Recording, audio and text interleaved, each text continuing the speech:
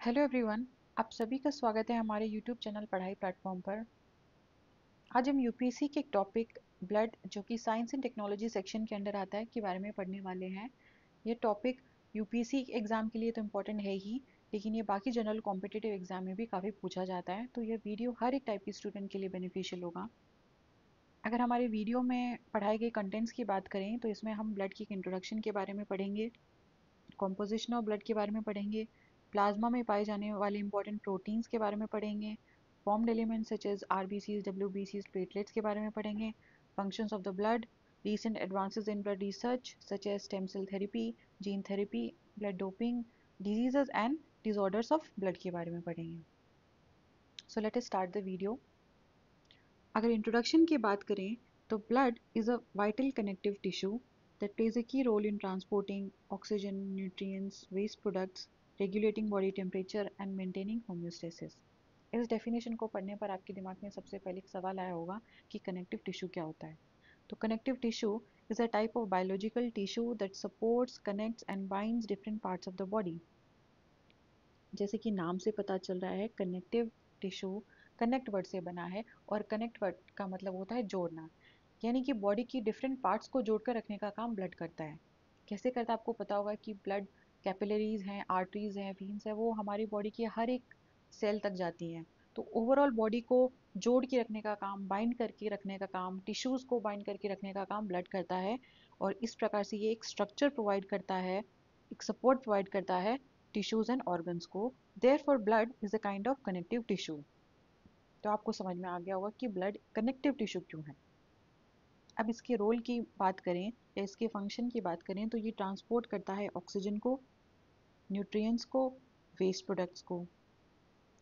एक बहुत basic function है ब्लड का कि ये ऑक्सीजन को कैरी करता है और हमारे बॉडी के डिफरेंट डिफरेंट सेल्स तक लेकर जाता है। जो हीमोग्लोबिन है वो ऑक्सीजन में प्रेजेंट आरबीसी से अटैच होके हर एक बॉडी के सेल्स तक जाता है। उसी प्रकार से जो सेल में बाई प्रोडक्ट होता है कार्बन डाइऑक्साइड, उसको भी वापस लंग्स तक ले जाने लाने का काम भी ब्लड ही करता है। तो ट्रांसपोर्टिंग ऑक्सीजन का काम ब्लड द्वारा हुआ। उसी प्रकार से न्यूट्रिएंट्स के ट्रांसपोर्ट में भी ब्लड एक इम्पॉर्टेंट रोल प्ले करता है। हमें पता है कि जो भी डाइजेस्टेड न्यूट्रिएंट्स होते हैं हमारे पेट के अंदर, वो जब इंटेस्टाइन के थ्रू जाते हैं तो वहाँ पे जो ब्लड की कैपिलरीज होती हैं वो उन डाइजेस्टेड न्यूट्रिएंट्स को एब्जॉर्ब कर लेती हैं, और जहाँ जहाँ पे उन सेल्स में उन न्यूट्रिएंट्स की ज़रूरत होती है वहाँ तक पहुँचाता है ब्लड। तो न्यूट्रिएंट्स के ट्रांसपोर्ट में भी ब्लड का इंपॉर्टेंट रोल है। उसी प्रकार से वेस्ट प्रोडक्ट हुए, उनके रिमूवल में भी ब्लड इंपॉर्टेंट रोल प्ले करता है। दैट वी ऑल्सो नो, जैसे वेस्ट प्रोडक्ट हैं, कार्बन डाइऑक्साइड है, यूरिया, लैक्टिक एसिड वगैरह वगैरह, ये सारे जो बाई प्रोडक्ट्स हैं वो ब्लड स्ट्रीम में ही एंटर करते हैं एंड देन फाइनली किडनी में जाते हैं जो इसको फिल्टर आउट कर देता है। Then regulating body temperature, body के अंदर एक ऑप्टिमम लेवल पर बॉडी का टेम्परेचर मेंटेन करके रखना भी इम्पोर्टेंट है। तो इस ये कैसे करता है ब्लड? हीट डिस्ट्रीब्यूशन के थ्रू। अब हीट डिस्ट्रीब्यूशन कैसे होता है? किसी भी मेटाबॉलिक प्रोसेस होने के बाद में, जैसे कि कोई मसल एक्टिविटी हो या डाइजेशन प्रोसेस हुआ, उसके बाद में कोई हीट तो जनरेट होती है। तो वो जो हीट जनरेट होती है उसको ट्रांसपोर्ट करना ओवरऑल बॉडी के अंदर, ये ब्लड ही काम करता है। तो इस प्रकार से इस प्रकार से बॉडी के टेम्परेचर को रेगुलेट करने का काम भी ब्लड करता है। And finally maintaining homeostasis. Homeostasis क्या है जानते हैं? होम्योस्टेसिस अगर एक वन वर्ड में इसको डिफाइन करें तो मतलब होता है इक्विलिब्रियम, यानी किसी भी क्वांटिटी का एक जस्ट राइट अमाउंट में प्रेजेंट होना, ना ज़्यादा होना ना कम होना, होम्योस्टेसिस कहलाता है। अगर इसकी डेफिनेशन से इसको और क्लियरली समझते हैं कि homeostasis in biology refers to the process by which the living organisms maintain a stable internal environment despite changes in their external surroundings। यानी कि बाहर की सराउंडिंग्स में चाहे कितना भी चेंजेस हो, हमारे बॉडी के अंदर जो इंटरनल एनवायरनमेंट है वो एक स्टेबल रहना ही होम्योस्टेसिस कहलाता है, और ये काम ब्लड करता है। जैसे कि रेगुलेटिंग बॉडी टेम्परेचर, हमारा बॉडी 27 डिग्री पर ऑपरेट करता है एंड इट्स वेरी इंपॉर्टेंट कि ना इससे कम हो ना इससे ज़्यादा हो। तो ये रोल ब्लड के द्वारा प्ले किया जाता है। उसी प्रकार से optimum level of water maintain करना भी ब्लड करता है। कैसे करता है समझते हैं। How does the blood maintain body temperature? This happens through two process, vasodilation and vasoconstriction. चलिए अब इसको समझते हैं कि वेसोडाइलेशन क्या होता है। वैसोडाइलेशन मतलब जब भी बॉडी बहुत ज़्यादा गर्म होती है किसी भी एक्सटर्नल सराउंडिंग्स के कारण, तो हमारी जो स्किन के नीचे ब्लड वेसल्स होती हैं वो एक्सपैंड होने लगती हैं, डायलेट होने लगती हैं, वाइडन होने लगती हैं, चौड़ी होने लगती हैं, जिससे कि वहाँ पे ब्लड फ्लो इंक्रीज हो जाता है। ब्लड ब्लड फ्लो इंक्रीज हुआ तो फिर हीट लॉस, स्वेटिंग भी ज़्यादा होगी, स्वेटिंग ज़्यादा होगी तो हीट लॉस होगा।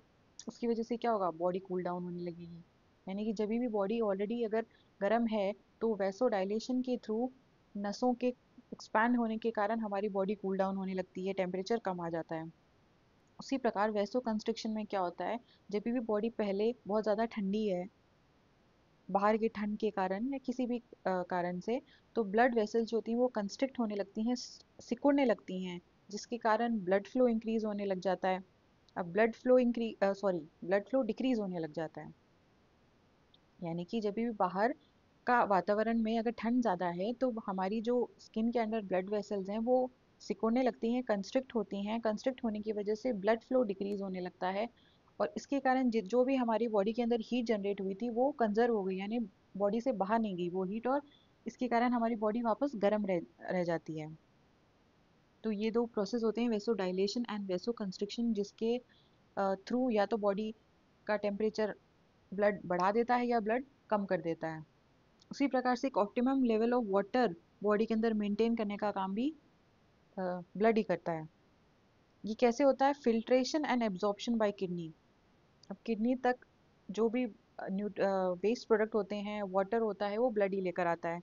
अब जब भी अगर हमारी बॉडी के अंदर पानी ऑलरेडी ज़्यादा है तो किडनी या तो एक्सेस वाटर को एक्सक्रीट कर देगी, या हमारी बॉडी डिहाइड्रेटेड स्टेट में है, वाटर ऑलरेडी कम है, तो किडनी रीअब्जॉर्ब कर लेगी वाटर को। इस प्रकार से एक ऑप्टिमम लेवल ऑफ जो वाटर मेंटेन करके रखने का काम है वो भी इनडायरेक्टली ब्लड के थ्रू ही होता है। तो हमने देखा कैसे ब्लड एक कनेक्टिव टिश्यू होता है, इम्पॉर्टेंट इसकी जो रोल प्ले करते हैं वो हमने पढ़ लिए। कनेक्टिव टिश्यू क्यों कहलाता है ये पढ़ लिया। होम्योस्टेसिस क्या होता है, एक इक्विलिब्रियम को मेंटेन करके रखना, ये भी ब्लड करता है, ये हमने पढ़ लिया। और ब्लड कैसे एक कांस्टेंट बॉडी टेम्परेचर मेंटेन करता है या ऑप्टिमम लेवल ऑफ वाटर हमारी बॉडी में मेंटेन करके रखता है, ये भी हमने बहुत इजी वे में समझ लिया। अब नेक्स्ट सब टॉपिक है कॉम्पोजिशन ऑफ ब्लड। जो ब्लड होता है मेजरली दो कंपोनेंट से बना होता है, plasma which is almost 55% of the blood, and second is formed element which is 45% of the blood. Plasma जो होता है वो मोस्टली लिक्विड पोर्शन होता है। इस प्रकार से जो येलोइश काइंड ऑफ लिक्विड है वो प्लाज्मा होता है। और जो बाकी के फॉर्म्ड एलिमेंट्स होते हैं, यानी जो सेल्यूलर कंपोनेंट होते हैं जैसे कि आरबीसी, डब्ल्यूबीसी, प्लेटलेट्स, वो फॉर्म्ड एलिमेंट्स में आते हैं, और ये ऑलमोस्ट 45% पार्ट ऑफ ब्लड होता है। तो प्लाज्मा के बारे में पढ़ते हैं। प्लाज्मा क्या है, plasma is a liquid portion of the blood which is made up of 90% of water. ये बहुत इंपॉर्टेंट फैक्ट है। मेजरली प्लाज्मा पानी का ही बना होता है, along with proteins, electrolytes such as sodium, potassium, chloride. Nutrients भी प्लाज्मा में प्रेजेंट होते हैं जैसे ग्लूकोज हुए, विटामिन, मिनरल्स। वेस्ट प्रोडक्ट जो सेल्स में बनते हैं मेटाबॉलिक प्रोसेस के बाद में, वो भी प्लाज्मा में ही पाए जाते हैं, such as urea, carbon dioxide, creatinine, uric acid. Certain gases are also present, hormones are also present in plasma. तो मेजरली प्लाज्मा वो लिक्विड पोर्शन ऑफ ब्लड है, और ये सब जो चीज़ें हैं, इलेक्ट्रोलाइट्स हुए, न्यूट्रिएंट्स हुए, वेस्ट प्रोडक्ट हुए, गैसेस, हार्मोन्स एटसेट्रा, ये सब भी प्लाज्मा में ही प्रेजेंट होती हैं। Now based on what we have read, कुछ एमसीक्यूज मैंने दिए हैं, आप इनको अपने खाली टाइम में प्रैक्टिस कर सकते हैं। इनके आंसर्स नेक्स्ट स्लाइड में भी दे रखे हैं। अब moving on to the next subtopic, proteins in plasma. Plasma के अंदर कुछ इंपॉर्टेंट प्रोटीन्स हैं जिनके बारे में हमें पढ़ना चाहिए। पहला इंपॉर्टेंट प्रोटीन है albumin. Now albumin helps in maintaining osmotic balance and fluid balance in the body. Albumin क्या करता है, ऑस्मोटिक बैलेंस या फ्लूइड बैलेंस को बनाए रखता है। अब ऑस्मोटिक बैलेंस क्या होता है, osmotic balance in the body refers to the regulation of water and solute concentrations between the body fluids and cells to maintain equilibrium। यानी कि ऑस्मोटिक बैलेंस एग्जैक्टली अगर हम जाने तो क्या होता है, एक precise regulation of water and solutes. Solutes क्या होते हैं, प्रोटीन, सॉल्ट्स एक्सेट्रा।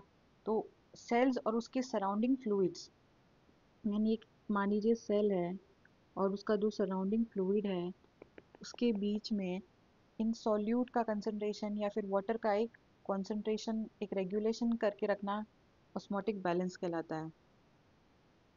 हमने लोअर क्लासेस में पढ़ा होगा कि ऑस्मोसिस क्या होता है, जब भी water moves from lower solute, areas of lower solute to areas of higher solute, जिससे कि एक इक्वल कॉन्सेंट्रेशन दोनों साइड में बनी रहे, उसे हम ऑस्मोसिस कहते हैं। अभी इम्पोर्टेंट क्यों होता है, ताकि सेल ज़्यादा पानी या फ्लूइड की वजह से स्वेल ना हो, बस्ट ना हो, या कम फ्लूइड की वजह से श्रिंक या डिहाइड्रेट ना हो, क्योंकि दोनों कंडीशन ही सेल की डेथ का कारण बन सकती हैं। देयरफॉर एक करेक्ट बैलेंस बना रखना वाटर या सॉल्यूट कॉन्सेंट्रेशन का इम्पोर्टेंट होता है, और ये रोल एल्बुमिन प्ले करता है। अब कैसे करता है ये पढ़ते हैं। बेसिकली एल्बुमिन है, it's a large protein that stage within the blood vessels because it is too big to pass through the blood vessels. यानी कि मान लीजिए एक ब्लड वेसल है, अब इसके अंदर भी होल्स तो होंगे जिसके जिसके अंदर से ब्लड के कंपोनेंट्स बाहर जा सकते हैं, लेकिन एल्बुमिन इतना बड़ा प्रोटीन होता है कि वो बाहर नहीं निकल सकता ब्लड वेसल से, so it always stays in the blood vessels only. Now albumin creates a pull that draws water from tissues back into the blood vessels. अभी आसपास की टिश्यूज में मान लीजिए वाटर है, तो उसको पुल करने का काम एल्बुमिन करता है, खींच के ले आता है पानी को, जिसकी वजह से क्या होता है, this helps in maintaining the right amount of fluid in your blood stream. तो एक exact right amount of fluid जो कि हमें चाहिए वो ब्लड स्ट्रीम के अंदर एल्बुमिन बना के रखता है। So your body doesn't lose too much water to the surrounding tissues and thus prevents from edema. तो इस वजह से वाटर लॉस नहीं होता है और हमें इडीमा से प्रिवेंट करके रखता है। इडीमा क्या होता है, हमने ये चीज़ देखी होगी कि जो कई बुजुर्ग लोग होते हैं उनके हाथ या पैर फूल जाते हैं पानी भरने के कारण। तो वो पानी किस वजह से भरता है, इसी वजह से भरता है, जब टिश्यूज होते हैं, ऑर्गन्स होते हैं, उनके अंदर एक्स्ट्रा वाटर, एक्सेस वाटर इकट्ठा होने लगता है। बेसिकली एडिमा है क्या, it is a swelling caused by the accumulation of access fluid in the bodies tissues. Body के टिश्यू में ज़्यादा पानी भर जाने के कारण एडिमा होता है। ये कब होता है, क्यों होता है, this happens when the fluid leaks out of the blood vessels and builds up in the surrounding tissues.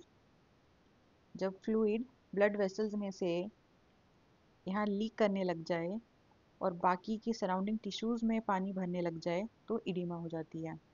और ये हमने देखा कि अगर एल्बुमिन अगर ढंग से फंक्शन नहीं करेगा तो पानी या फ्लूइड जो है वो टिश्यूज में भरने लगेगा, जिसके कारण इडिमा हो जाएगी। तो इडिमा नामक बीमारी से को प्रिवेंट करने में एल्बुमिन एक इम्पॉर्टेंट रोल प्ले करता है। एल्बुमिन बेसिकली ऑस्मोटिक बैलेंस को बना के रखता है, फ्लूइड बैलेंस को बना के रखता है। नेक्स्ट प्रोटीन की बात करें तो ग्लोबुलिन। ग्लोबुलिन बेसिकली इम्यूनिटी में हेल्प करता है, एंटीबॉडीज बनाने में हेल्प करता है। Immunoglobulins basically are a specific type of globulin protein, यानी इन्हीं ग्लोबुलिन का एक टाइप है इम्यूनोग्लोबिन, जो कि एंटीबॉडीज की तरह एक्ट करता है। एंटीबॉडीज हम सब जानते हैं ये क्या करते हैं, they recognise and neutralise the foreign invaders like viruses and bacteria. कोई भी फॉरेन डिजीज कॉजिंग पैथोजन जब भी बॉडी में एंटर करता है तो उनको टैग करने का काम, उनको डिस्ट्रक्ट करने का काम, उनको डीएक्टिवेट करने का काम इम्यूनोग्लोबुलिन ही करते हैं। इस प्रकार से इम्यून रिस्पॉन्स जनरेट कर देते हैं, जिसकी वजह से जो डिजीज कॉजिंग पैथोजन है वो डिस्ट्रॉय हो जाते हैं। So globulins are an important protein which are found in the plasma that help in that play a key role in maintaining immunity in our body. They help in fighting the foreign disease causing pathogens. Third important protein की बात करें तो fibrinogen. Fibrinogen किस काम में आता है, it is very essential for blood clotting. Basically what happens, जब भी हमें कोई कहीं पे बॉडी के अंदर कोई इंजरी होती है, कोई चोट लगती है, तो fibrinogen is converted into fibrin by the enzyme thrombin during blood clotting. Blood clotting में थ्रोम्बिन नामक एंजाइम एक्टिवेट होता है जो फाइब्रिनोजिन को फाइब्रिन में कन्वर्ट कर देता है। फाइब्रिनोजिन इनएक्टिव स्टेट में होता है, फाइब्रिन एक्टिव स्टेट में होता है। तो थ्रोम्बिन एंजाइम फाइब्रिनोजिन को कन्वर्ट करके फाइब्रिन में कन्वर्ट कर देता है। फाइब्रिन अब एक मैश लाइक स्ट्रक्चर क्रिएट करता है। मैश मतलब जाली, जहाँ चोट लगी है वहाँ जालीदार स्ट्रक्चर क्रिएट कर देगा, जिसके कारण एक स्टेबल क्लॉट वहाँ पे बन जाता है। अब ये जो जाली सी होती है, यहाँ पे जितने भी अगर हमारे सेल्स, बॉडी सेल्स यहाँ से जब गुजर रहे होंगे तो जाली के अंदर फंस जाते हैं और एक क्लॉट बना लेते हैं, एक थक्का बना लेते हैं, जिसके कारण ब्लीडिंग रुक जाती है और हमारे यहाँ वुंड हील होने लगता है। सो हमने पढ़ा कैसे एक फाइब्रिनोजिन फाइब्रिन में कन्वर्ट होता है थ्रोम्बिन एंजाइम के थ्रू, एक मैश बनाने लगता है जो कि बाकी सेल्स को ट्रैप कर लेता है और ट्रैप करके एक क्लॉट बनाता है, और एक क्लॉट के कारण ब्लीडिंग स्टॉप हो जाती है और वुंड हील होने लगता है।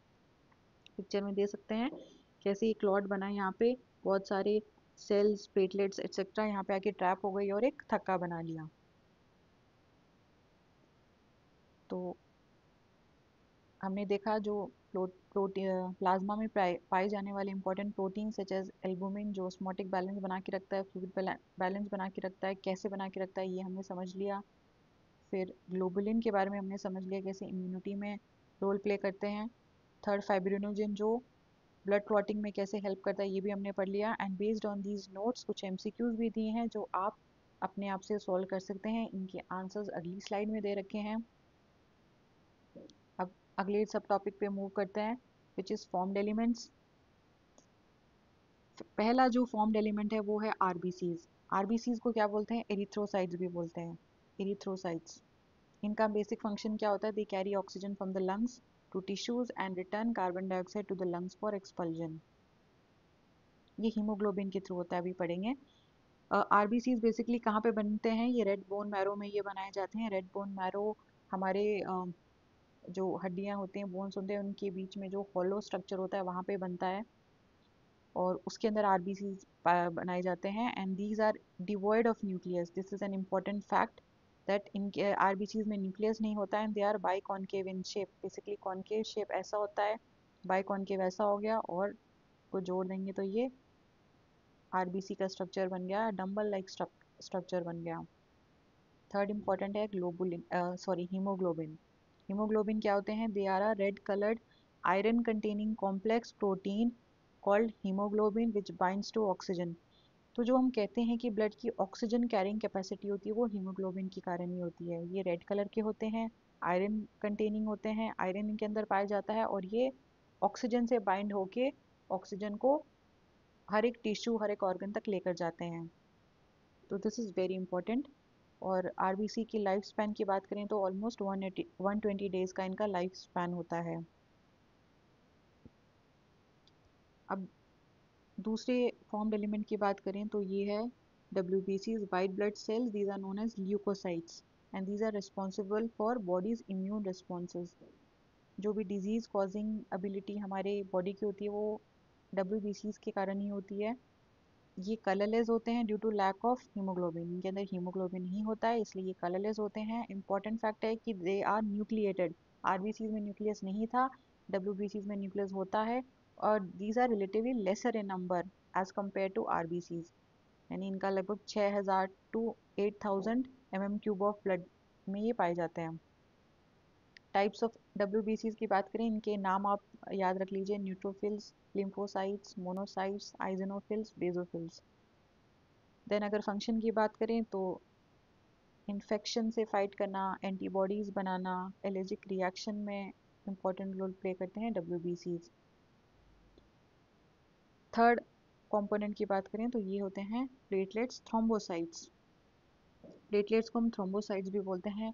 Very important to remember their names कि प्लेटलेट्स को हम थ्रोम्बोसाइट्स भी बोलते हैं। इनका मेन इंपॉर्टेंट फंक्शन होता है, they are involve in blood clotting to prevent excessive bleeding. हमने पहले भी पढ़ा था कि कैसे जो थ्रोम्बिन, सॉरी, फाइब्रिनोजिन कैसे फाइब्रिन में कन्वर्ट हुआ था बाई थ्रोम्बिन एंजाइम और ब्लड क्लॉट बनाया था। अब उसी के साथ में प्लेटलेट्स भी काम करते हैं ब्लड ब्लीडिंग को रोकने में। अब ये कैसे मैकेनिज्म होता है, let us read that, understand that. Whenever a blood vessel is injured तो प्लेटलेट्स क्या करते हैं? They stick to the damaged area and become activated. जब भी इंजरी हुई तो प्लेटलेट क्या है, वहाँ इंजरी की साइड पे चिपक जाती हैं, और चिपकने के बाद में वो एक्टिवेट हो जाती हैं और they release more chemicals to attract more platelets. तो ये कुछ केमिकल्स रिलीज करते हैं जिसके कारण और ज़्यादा प्लेटलेट्स उस इंजरी की साइड पे आने लगती हैं। अब these plates gather forming a temporary plug at the injury site. क्योंकि बहुत सारी प्लेटलेट्स वहाँ इकट्ठा हो गई तो एक टेम्परेरी प्लग एक वहाँ पे उन्होंने बना लिया। अब यहाँ से कोगुलेशन प्रोसेस स्टार्ट होने लगता है, कोगुलेट होने लगता है ब्लड हमारा। कैसे होता है? अब blood and proteins convert fibrinogen in fibrin strand. ये हमने ऑलरेडी पिछले वाले सेक्शन में पढ़ा था कि फाइब्रिनोजन फाइब्रिन में कन्वर्ट होता है, फाइब्रिन स्ट्रैंड जैसे जालीदार स्ट्रक्चर बनाने लग जाते हैं। Fibrin forms a mesh that traps more blood cells creating a stable blood clot। अब ये जो जालीदार स्ट्रक्चर बनता है वहाँ पे और ज़्यादा ब्लड सेल्स आके एक्यूमुलेट होने लगते हैं और एक थक्का बन जाता है। तो ये एक स्टेबल क्लॉट होता है। पहले तो एक टेम्परेरी प्लग टाइप बनता है प्लेटलेट्स के थ्रू, लेकिन जब और ज़्यादा आरबीसीज और ज़्यादा सेल्स आके यहाँ पे इकट्ठा होने लगते हैं तो एक स्टेबल ब्लड क्लॉट हो जाता है, जिसके कारण और ज़्यादा ब्लीडिंग फिर बॉडी से नहीं होती है और हमारी इंजरी हील होने लगती है। तो हमने देख लिया किस प्रकार से प्रोटीन्स, इंपॉर्टेंट प्रोटीन्स जो प्लाज्मा में होते हैं, एल्बुमिन के बारे में पढ़ लिया, ग्लोबुलिन के बारे में पढ़ लिया, फाइब्रिनोजन के बारे में पढ़ लिया। देन फिर हम फॉर्म्ड एलिमेंट जो सेकंड कंपोनेंट ऑफ ब्लड था उसमें आरबीसीज के बारे में पढ़ा, वाइट ब्लड सेल्स के बारे में पढ़ा, एंड देन प्लेटलेट्स के बारे में हमने पढ़ लिया। And based on these notes there are some questions that you can solve on your own. इनके answers are again given on the next slide. अब हम फंक्शंस की बात करें ब्लड की, तो ब्लड का काम होता है transportation of oxygen, carbon dioxide, nutrients, hormones and waste product. ये ऑलरेडी हमने पढ़ा था इंट्रोडक्टरी सेक्शन के अंदर। Regulation of body temperature, pH and fluid balance, this also we have done. Protection, WBCs and antibodies, they defend the body against pathogens, and platelets assist in blood clotting, this also we have done। तो जो functions हैं transportation, regulation, protection, ये सब हमने पिछले sections में पढ़ लिया है। Now let us understand and read about the recent advances in blood research। Blood related research के अंदर जो नई इनोवेशन हुए हैं उनके बारे में हम पढ़ते हैं, जिनमें पहला है स्टेम सेल थेरेपी।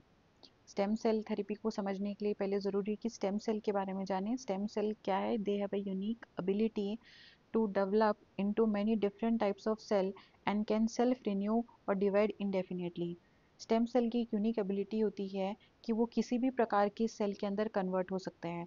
वो फैट सेल में भी कन्वर्ट हो सकते हैं, वो आरबीसीज में भी कन्वर्ट हो सकते हैं, एपिथेलियल, कार्डियक, कॉन्ड्राइट, एंटीरोसाइड न्यूरॉन्स में कन्वर्ट हो सकते हैं, और उसके बाद में वहाँ पे वो डिवाइड होने लग जाएंगे इनडेफिनेटली। तो 2 से 4, 4 से 8, 8 से 16 ऐसे करके डिवाइड होने लगते हैं। तो इसी एबिलिटी के कारण अगर हम उनको किसी अफेक्टेड एरिया में अगर इंजेक्ट करेंगे या डालेंगे तो वहाँ पे वो हीलिंग प्रमोट करेंगे, रीजनरेशन प्रमोट करने लगेंगे।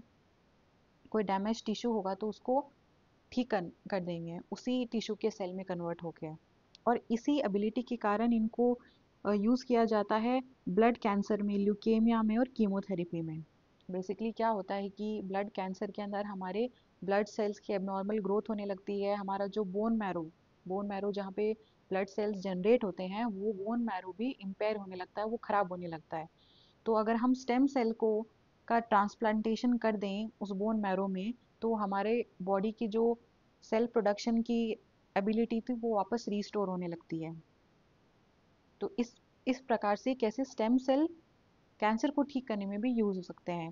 बेसिकली होता है क्या है कि कीमोथेरेपी में सबसे पहले एक हाई डोज रेडिएशन देते हैं, जिससे कि जो ल्यूकेमिया वाले सेल होते हैं, खराब सेल होते हैं, और एग्जिस्टिंग बोन मैरो जो खराब हो चुकी होती है उसको डिस्ट्रॉय कर देते हैं।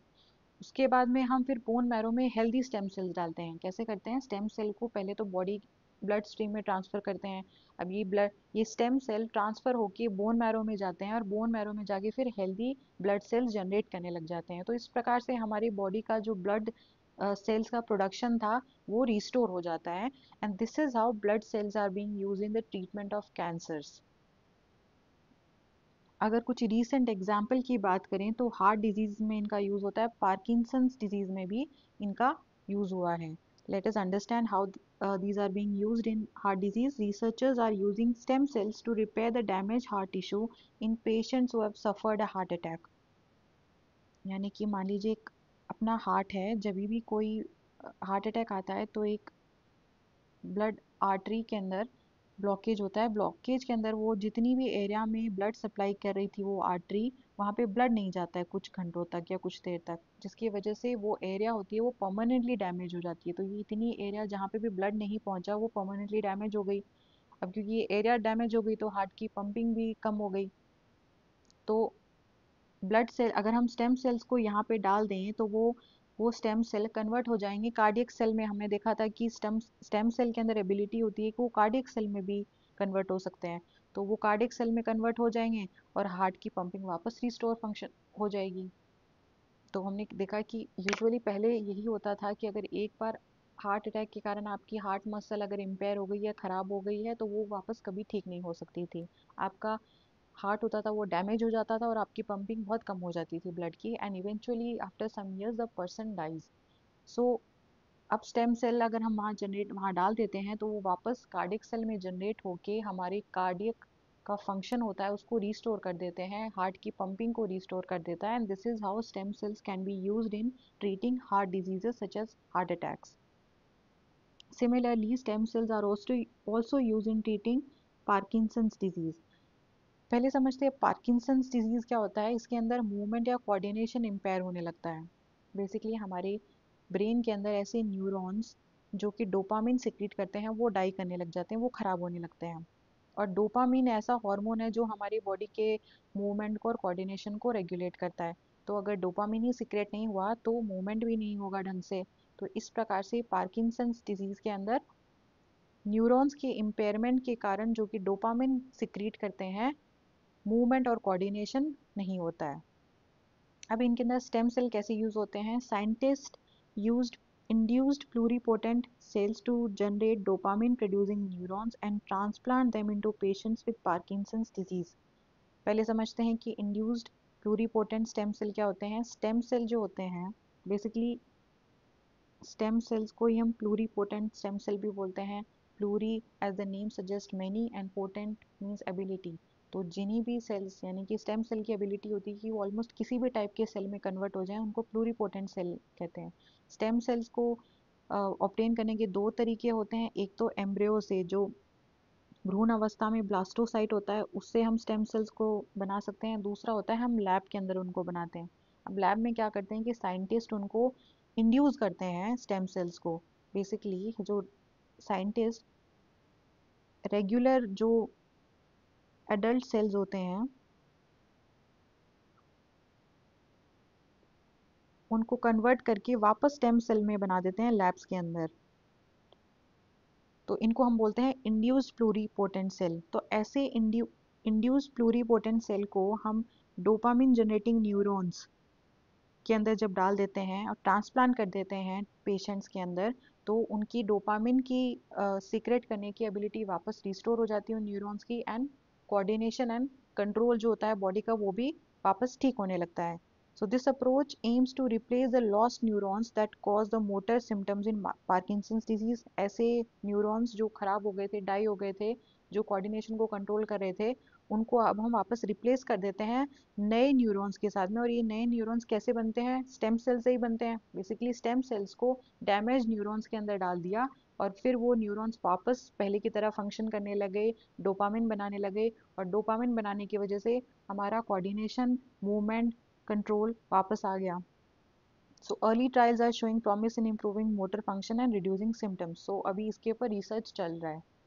So we have done how stem cell therapy is done.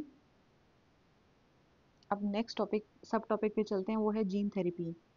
Now this technique is being explored for curing genetic blood disorders like hemophilia and sickle cell anemia. Gene therapy को यूज किया जाता है genetic disorders को, blood disorders को ठीक करने में, जैसे कि haemophilia and sickle cell anaemia. ये दोनों क्या होते हैं आगे वाले सेक्शन में हम समझेंगे। अभी के लिए इतना समझ लीजिए कि ये ब्लड रिलेटेड डिसऑर्डर्स होते हैं। ब्लड का प्रोडक्शन, ब्लड सेल्स का प्रोडक्शन इम्पेयर होने लगता है, इसमें खराब होने लगता है। जीन थेरेपी काम कैसे करती है। इट वर्क्स टू करेक्ट और compensate for the faulty genes. जो भी जीन्स खराब हुए थे उनको ठीक कर देते हैं, उनकी जगह करेक्ट अच्छे हेल्दी जीन्स को रिप्लेस कर देते हैं। एक टेक्नोलॉजी है क्रिस्पर cas9। इस टेक्नोलॉजी के थ्रू हम क्या करते हैं, हम डायरेक्टली पेशेंट के डीएनए को ही मॉडिफाई कर देते हैं, तो उसकी जेनेटिक मटेरियल को ही मॉडिफाई कर दिया, तो म्यूटेशंस को हमने ठीक कर दिया जिससे कि ब्लड डिसऑर्डर्स ठीक हो गए। यानी ऐसे ब्लड डिसऑर्डर्स जो हमारे फॉल्टी जीन्स के कारण हो रहे थे, तो उन डिसऑर्डर्स को जीन थेरेपी के थ्रू हम ठीक कर सकते हैं। होता क्या है देखो, what exactly is gene therapy? It means editing genes within the DNA. DNA के अंदर जो जीन्स हैं उनको हम एडिट कर देते हैं। एडिट जो फॉल्टी जीन्स होते हैं क्या करते हैं हम, we make precise changes to the genetic code. Genetic code में एग्जैक्टली ऐसे चेंजेस करते हैं जिसके कारण जो भी फॉल्टी जीन्स हैं उनको हमें उनकी बजाय हम हेल्दी जीन्स डाल देते हैं, या फिर हम उनको रिप्लेस कर देते हैं या हेल्दी जीन ऐड कर देते हैं। ये इसको करने के अलग अलग तरीके होते हैं। जैसे पहला तरीका होता है जीन एडिशन। अब जीन एडिशन के अंदर क्या होता है कि आप healthy copy of faulty gene, जो फॉल्टी जीन की हेल्दी कॉपी है उसको हम हमारी जेनेटिक कोड के अंदर डाल देते हैं या डीएनए के अंदर डाल देते हैं, जिससे कि प्रॉपर फंक्शनिंग मेंटेन हो जाती है बॉडी की। या हम जीन एडिट कर देते हैं, मॉडिफाई कर देते हैं ऐसा जीन जो कि डिजीज कॉज करा था। या जीन साइलेंसिंग, यानी कि ऐसा जीन जो प्रॉब्लम क्रिएट करा था उसको टर्न ऑफ कर देते हैं, उसको बंद कर देते हैं। या सेल्यूलर इंजीनियरिंग, इसके अंदर हम सेल्स को ऑल्टर कर देते हैं। तो जब सेल्स को ऑल्टर कर दिया तो उनकी प्रोटीन बनाने की एबिलिटी को भी चेंज कर दिया, उसके कारण फाइट डिजीज से फाइट करने की एबिलिटी को भी चेंज कर दिया। बेसिकली ऐसे सेल्स के अंदर हम सेल्स को ऑल्टर कर देते हैं जिससे कि वो ऐसे प्रोटीन बनाने लग जाएं जो कि डिजीज से फाइट करने में हेल्प कर सके। ये कैंसर के अंदर होता है। तो ये कुछ तरीके होते हैं जिसके थ्रू जीन थेरेपी हो सकती है। एडिट कर सकते हैं, ऐड कर सकते हैं, साइलेंस कर सकते हैं, इंजीनियरिंग कर सकते हैं। और डिलीवरी मेथड होते हैं viral and non viral method. यानी कि या तो आप वायरसेस के ये जीन्स डाले कैसे जाते हैं, वायरसेस के मीडियम के थ्रू जाते हैं, वायरस को मॉडिफाई कर देते हैं और ये वायरस जाके हमारी बॉडी के अंदर जेनेटिक मटेरियल पहुंचा देते हैं। क्योंकि वायरसेस के अंदर एक नेचुरल एबिलिटी होती है बॉडी के अंदर एंटर करने की। तो इन वायरस के अंदर हम हमारा रिक्वायर्ड जो जीन्स होते हैं वो जेनेटिक मटेरियल है वो डाल देते हैं, और जिस एरिया में जिस जीन में जाके हमें चेंज करना होता है वहाँ पे ये वायरस उस जीन को ट्रांसफर, रिक्वायर्ड जीन को फॉल्टी जीन में ट्रांसफर कर देते हैं। दूसरे नॉन वायरल मेथड होते हैं, कुछ प्रोटीन लिपिड के थ्रू भी हम जीन्स को डिलीवर कर सकते हैं। अगर रिसेंट एग्जाम्पल की बात करें तो हीमोफीलिया के अंदर इसको यूज़ करा गया है। 2022 में the FDA approved Hemgenix, the first gene therapy for haemophilia B. It involves delivering a functional copy of the gene responsible for producing clotting factor 9 directly into the patient's liver cell. Patients have shown a sustained levels of clotting factor, reducing or even eliminating the need for regular infusions and significantly lowering bleeding episodes. Basically, haemophilia के अंदर हमारी body में clotting factors नहीं बनते हैं। तो clotting factor नहीं बनेंगे तो कभी भी अगर कहीं पे भी चोट लग जाती है तो ब्लीडिंग होने लग जाती है, ब्लड लॉस होने लगता है। तो ऐसे लोगों को बार बार ब्लड ट्रांसफ्यूजन की ज़रूरत पड़ती है।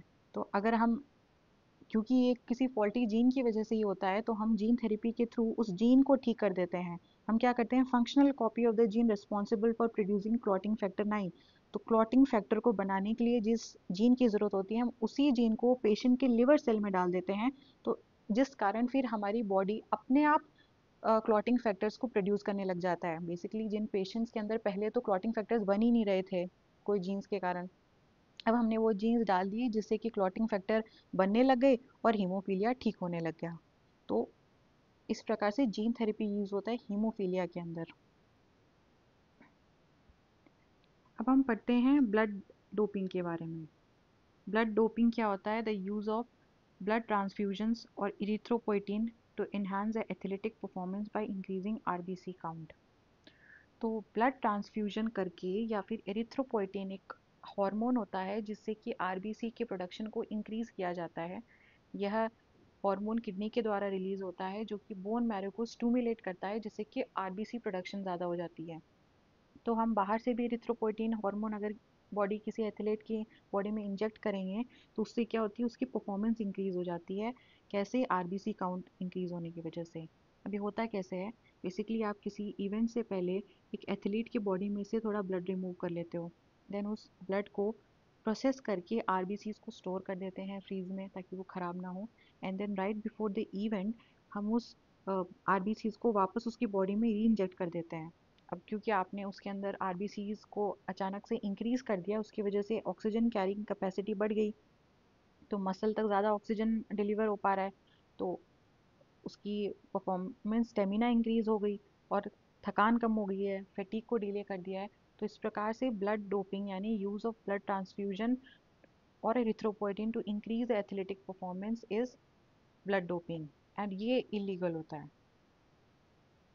फिर हम कुछ diseases and disorders of blood की बात करें तो एनीमिया एक प्रकार का डिजीज़ है ब्लड रिलेटेड। इसके अंदर हमारी body healthy red blood cells की कमी हो जाती है या हीमोग्लोबिन की कमी हो जाती है। इसके कारण होते हैं या तो आपकी फूड में आयरन की कमी है, या विटामिन B12 की कमी है, या कोई क्रॉनिक कंडीशंस है, डिजीज हैं जिसके कारण आरबीसी का प्रोडक्शन कम हो गया है और इसलिए हमें एनीमिया हो जाता है। एनीमिया के केस में आप देखते हो आपकी बॉडी में आरबीसी कम हो जाते हैं तो स्किन येलोइश हो जाती है। देन है ल्यूकेमिया। ल्यूकेमिया के अंदर क्या होता है, एक प्रकार ऑफ कैंसर है जिसके अंदर वाइट ब्लड सेल्स का एक एबनॉर्मल प्रोडक्शन होता है। क्योंकि एबनॉर्मल प्रोडक्शन है उसकी वजह से उनकी इन्फेक्शन से फाइट करने की एबिलिटी नहीं रहती है, और जो बोन मैरो होता है वो हमारे इनफ आरबीसीज और प्लेटलेट्स नहीं बना पाता है। तो basically leukaemia is a cancer which involves rapid production of abnormal WBCs. Now, these are not healthy WBCs, these are abnormal WBCs, so they are not able to fight infection and they also impair the ability of bone marrow to produce RBCs and platelets. फिर है thalassaemia. ये एक genetic blood disorder है affecting haemoglobin production. अब आप देख सकते हैं जो एनीमिया था उसके अंदर भी हमारा हीमोग्लोबिन प्रोडक्शन कम हुआ था, लेकिन उसके कॉजेज एक्सटर्नल थे। बट थैलेसीमिया हेरिडेटरी कॉजेज के कारण होता है, ये हमारे जीन्स में फॉल्ट होने की वजह से होता है। फोर्थ है हीमोफीलिया। ऐसा जेनेटिक डिसऑर्डर जिसमें क्लॉटिंग फैक्टर्स नहीं होते, तो हमारी बॉडी में क्लॉटिंग फैक्टर्स नहीं बने होते या बहुत कम होते हैं जिसके अंदर क्लॉट ढंग से नहीं हो पाता है, तो ब्लीडिंग बहुत ज़्यादा होती है। अगर आपको चोट लग गई इजीली ब्रूजिंग हो जाती है, जॉइंट में स्वेलिंग होती है, मसल्स में ब्लीडिंग होने लगती है, कफ करते टाइम भी उसमें ब्लड आने लगता है। तो haemophilia is genetic disorder where the blood does not clot properly due to absence or low levels of certain clotting factors. फिर है सिकल सेल एनीमिया। ऐसा जेनेटिक डिसऑर्डर जहाँ पे आरबीसीज एक सिकल शेप ले लेते हैं। सिकल आपको पता है जिससे कि हम घास वगैरह काटते हैं, उसका शेप ऐसा होता है, चांद जैसा होता है, इसको हम सिकल शेप बोलते हैं। तो क्योंकि आरबीसीज का शेप भी सिकल जैसा हो जाता है और वो ब्लॉकेजेस कॉज करता है ब्लड वेसल्स में। अब अगर ब्लड वेसल है और इस प्रकार से शेप हो गया इनका आरबीसीज का, तो वो ब्लड को फ्लो नहीं करने देंगे, तो उसकी वजह से क्या होगा, ऑक्सीजन कैरिंग कैपेसिटी भी कम हो जाएगी। तो ये हो गया सिकल सेल एनीमिया। तो हमने कुछ ब्लड डिसऑर्डर्स के बारे में भी पढ़ लिया, जैसे anaemia, leukaemia, thalassaemia, haemophilia, sickle cell anaemia. उससे पहले हमने ब्लड के कुछ रीसेंट एडवांसेस के बारे में भी पढ़ा, जैसे stem cell therapy, blood doping and gene therapy. अब इनकी बेसिस पे कुछ MCQs हैं जो आप कर सकते हैं अपने आप अपने खाली समय में। अब इम्पॉर्टेंट है, एक 2017 में यूपीएससी मेंस में क्वेश्चन पूछा गया था स्टेम सेल थेरेपी रिलेटेड।